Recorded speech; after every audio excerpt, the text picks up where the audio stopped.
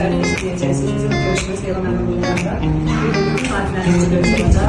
Parmakta farklı olacak. Saatlerimizi görüşümüzün bütün soruları üzerine düşen sizin soruları bildiğimiz size ürünlerim.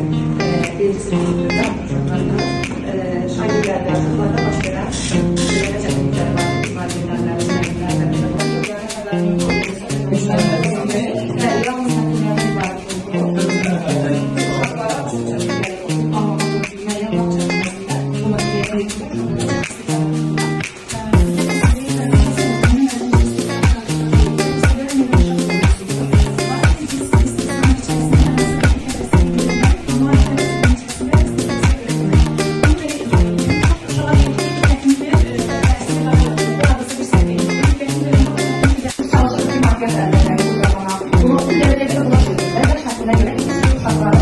oyun kaydetti.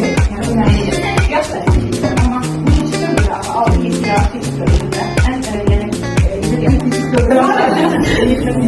10 yaştan, 11 yaştan başlıyor. Kızlarda daha tez başlıyor. Oğlanlar mesela ne olduğunu görüyorsunuz. Sizin elinize cevap vermeye ona göre ki yani o sizi korkutmasın değil mi? Oyun telefonunda oyunda o ders hikayeler oldu, metinler oldu. Okumak istemem. Şiir istedi ama metinler okumak istemem.